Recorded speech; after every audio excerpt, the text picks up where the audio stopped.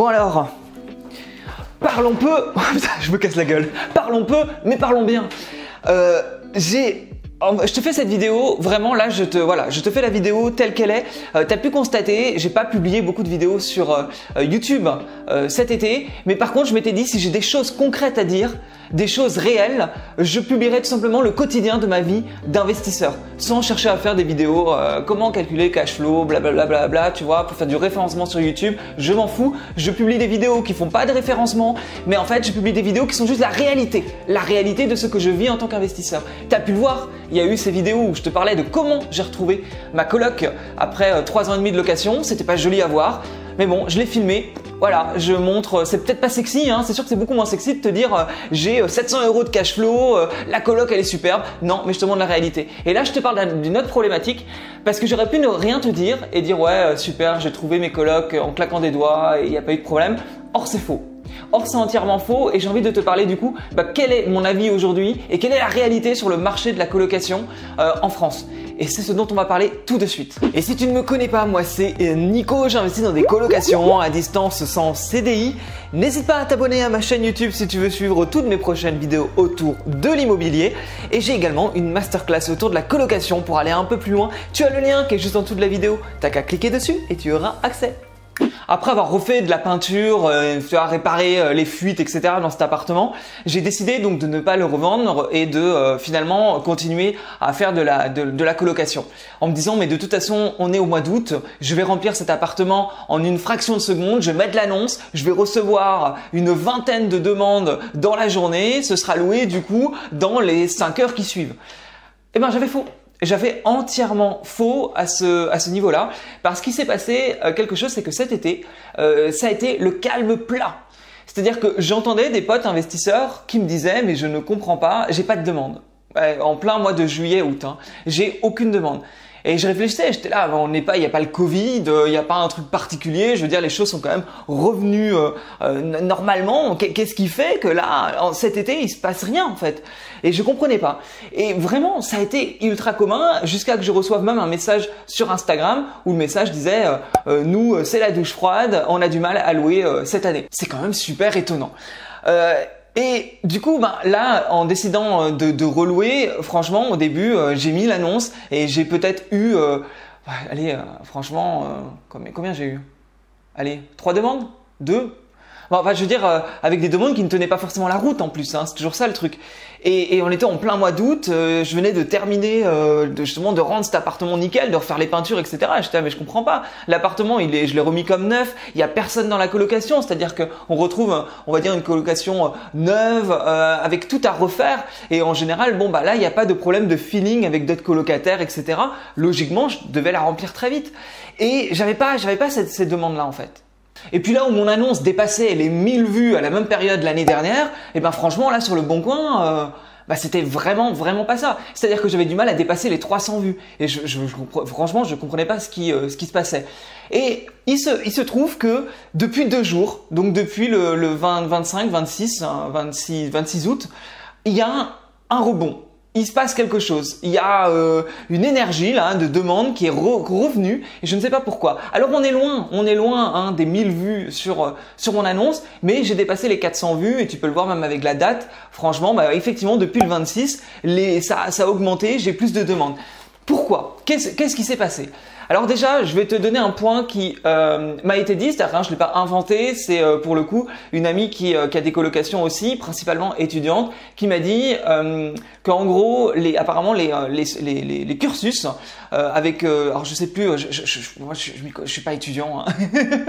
Mais en gros les cursus sub plus ou sub de plus, enfin bref, excuse-moi, j'ai plus le nom en tête, mais les Parcoursup, je crois que c'est ça, Parcoursup. En gros, ont des réponses maintenant très tardives. Ont des réponses très tardives et c'est vrai que j'ai eu ce genre de message sur le Bon Coin. Attends, j'en ai un là d'ailleurs, j'ai mon ordi qui est là. J'ai eu ce genre de message. Bonjour, je suis très intéressé par votre annonce en espérant qu'une chambre soit toujours libre. En effet, à une semaine de la rentrée, je suis toujours très embêté à ne pas avoir trouvé de logement. J'ai été accepté dans une entreprise pour mon alternance seulement hier. Je suis en BTS de communication et apprentissage, blablabla. Bla. Donc en fait là, tu vois l'annonce, enfin ça a été envoyé hier. Ben voilà, non mais c'est ça, à partir du 27, enfin 26, ouais, à partir du 26. C'est assez fou quand même, c'est-à-dire que là effectivement j'ai remarqué que beaucoup de personnes ont des réponses que maintenant. Et je suis dans une ville où, si tu veux, il y a 10 ans, on était à un peu plus de 21 000 étudiants. Aujourd'hui, en 10 ans, on a dépassé les 30 000 étudiants. On arrive à 31, 33 000 étudiants dans la ville où j'investis. C'est-à-dire qu'on a gagné 10 000. Alors tu vas me dire oui, mais il y a sûrement beaucoup plus de concurrence, beaucoup plus de colocation, etc., etc. Et c'est peut-être aussi un peu de ma faute hein, s'il y a plus de colocs aujourd'hui en France. Mais en vrai, tu ajoutes 10 000 étudiants, il n'y a pas 10 000 colocs ou 10 000 chambres qui ont été créées dans cette ville. Donc là-dessus, bon, je vois pas trop en quoi ça freinerait. Surtout que l'année dernière, c'était à fond. Mais en tout cas, ce que je peux remarquer déjà c'est que là, effectivement, je pourrais penser que il y a cette idée que les demandes sont apparemment pas très claires. C'est-à-dire que les étudiants partent en vacances, ils ne savent pas réellement où ils vont aller. Et là, je le remarque donc avec cette personne qui m'a envoyé ce mail. Et puis j'ai commencé les visites, c'est-à-dire que en gros, moi j'ai remis l'annonce il y a 2 jours. Bim, j'ai eu beaucoup plus de demandes. Et du coup, c'est pour ça que je suis ici d'ailleurs aujourd'hui, c'est parce que depuis ce matin, je fais des visites. Je fais des visites et je remarque, effectivement, parce que je pose des questions, je m'intéresse quand même au marché en parlant directement aux locataires. Parce qu'en fait, c'est bien beau de faire une étude de marché, tout ça, ça fonctionne. Mais après, quand tu es dans la réalité, et c'est ce que j'ai envie de te montrer avec mes vidéos, en fait, du coup, de cet été, c'est qu'est-ce que la réalité, finalement, des choses, de la vie d'un investisseur. Et là, j'ai remarqué que, oui, en effet, il y a des personnes qui ont découvert leur cursus scolaire là où ils étaient admis il y a 48 heures. Il y a 24 heures. Et donc, ils sont en recherche active et un peu stressés, un peu tendus, parce que là, ils se disent, merde, mais comment je vais trouver? Alors qu'ils ne s'inquiètent pas. Il y a des choses quand même, parce que je suis pas le seul dans cette situation. Par contre, à côté de ça, j'ai une jeune fille qui ce matin me dit « Ouais, mais moi c'est la galère, je trouve pas. Franchement, merci d'avoir accepté que je vienne visiter l'appartement. C'est une étudiante, elle est venue visiter avec son père, avec sa sœur.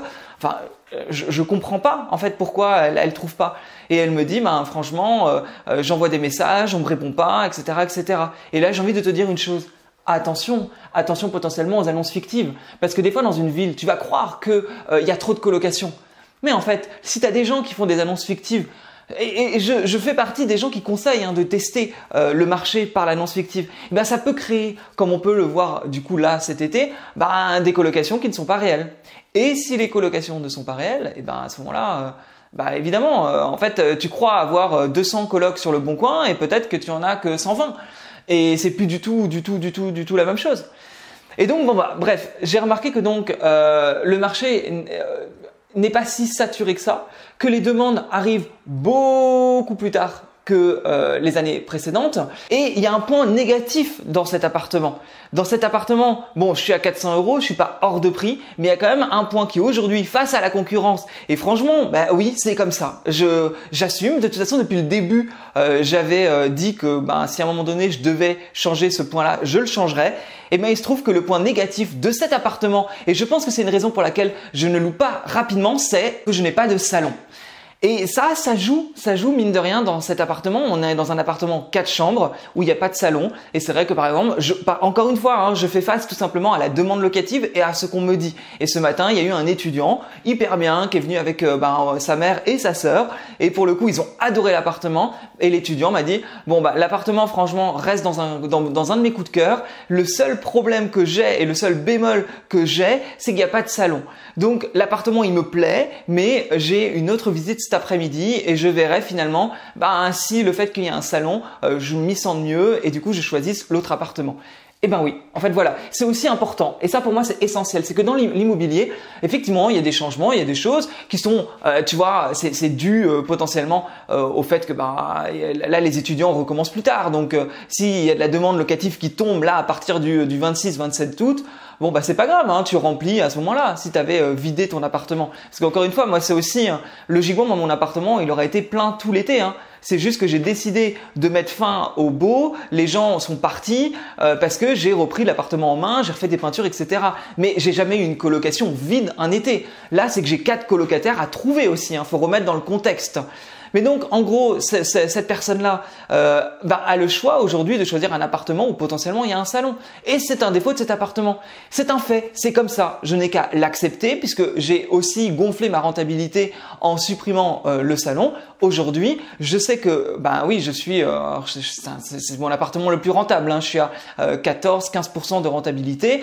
Bon, je vais descendre à 10% de rentabilité et je vais descendre de 700 à 500 ou 490 euros de cash flow en supprimant une chambre. Bah oui, j'enlève 400 euros par mois, hein, finalement de loyer.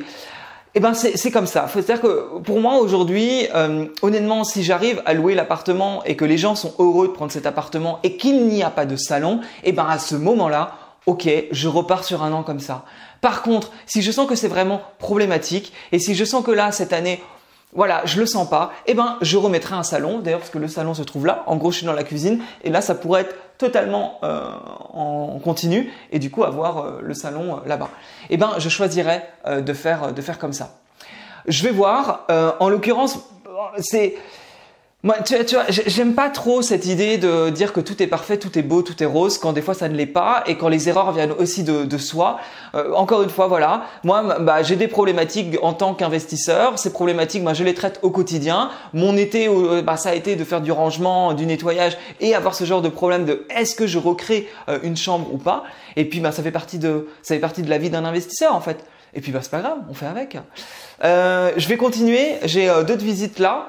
Et puis on verra ce que ça donne. Et c'est le clap de fin des visites. Voilà, fin de journée, je suis un petit peu claqué, je te l'avoue. Du coup là c'est bon, les visites sont terminées. Il y a 2 profils moi qui m'ont beaucoup plu et qui ont réservé 2 chambres, donc c'est cool. J'avais déjà une chambre qui avait été réservée il y a quelques jours, donc ça fait 3 chambres. Il reste donc une chambre de dispo et j'attends la réponse d'une autre personne d'ailleurs qui potentiellement était intéressée également. Donc qui sait, peut-être que là, ce sera bouclé finalement ce soir. Ce qui fait que finalement, dès que ça a été repris, ça a fonctionné. Et d'ailleurs, je te parlais, tu sais, de ce fameux Parcoursup où les réponses arrivaient tardivement. J'ai eu confirmation ce soir avec la dernière personne qui a réservé la chambre. C'était à cause de ça que elle s'est prise au dernier moment, comme elle me dit. C'est parce qu'elle a eu sa réponse que tardivement. Donc c'est plutôt cool parce qu'au final, tu vois, ma coloc, je l'ai remplie rapidement et facilement, si ce n'est que ça s'est fait vraiment sur le tard, dû à justement ces aléas. Bon, aujourd'hui, à toi de faire ton propre avis, parce que c'est vrai que cette vidéo pourrait durer très longtemps, hein, parce que j'ai beaucoup d'exemples, j'ai beaucoup de connaissances et d'amis dans l'immobilier. C'est vrai que j'ai une personne que j'ai accompagnée à Poitiers, il m'a dit j'ai aucun problème à avoir rempli mes colocs. Souviens-toi d'ailleurs, c'est notamment Alex avec sa coloc Dracula, qui n'est pas placé dans l'hypercentre de Poitiers et qui pourtant il n'a eu aucune vacance locative et d'ailleurs aujourd'hui même il faisait un aller-retour pour faire rentrer le dernier locataire. Donc tu vois, en soi il y a des personnes où il n'y a aucun souci. J'ai une autre personne que j'ai accompagnée à Limoges, pareil, aucun problème de locataire. Et j'ai une autre personne que j'ai accompagnée à Rouen, aucun problème de locataire. Donc comme quoi ça peut aussi dépendre des villes, de la saisonnalité et de problématiques comme là j'ai pu parler du salon, de Parcoursup. Voilà, il y a des choses qui font que oui, ça y a peut-être aussi plus de concurrence. Enfin, t'ajoutes en fait tous ces petits trucs, ça fait que cet été, moi, ça m'a paru un peu plus comme ça.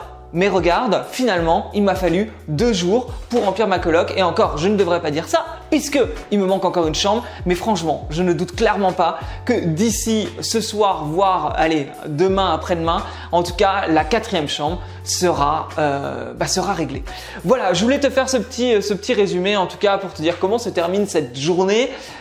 Et puis voilà, j'espère en tout cas que cette série de vidéos, alors, il n'y en a pas eu beaucoup cet été, mais que ça te plaît quand je te partage des choses qui sont pas forcément sexy, tu vois. Et tout le monde te dit pas j'ai une coloc sans salon et puis finalement c'est plus compliqué à louer. Moi j'aime bien être vraiment. En fait, je m'en fous, tu vois. Je suis pas là pour te montrer que les bons côtés. Enfin, je suis en train de réfléchir en même temps, mais est-ce que l'honnêteté finalement et se dire les choses, tu vois, là je te parle. Moi ce que j'aime bien c'est te partager en fait ce que je vis.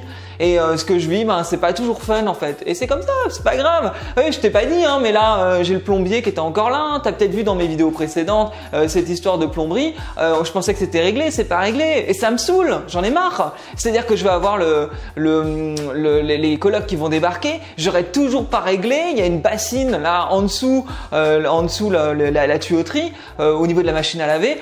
Bon voilà, c'est pas sexy. Et c'est pas sexy, c'est pas grave. Je te le dis quand même parce que ça fait partie de l'immobilier et qu'on peut pas s'attendre à que tout soit beau, tout soit joli, hein.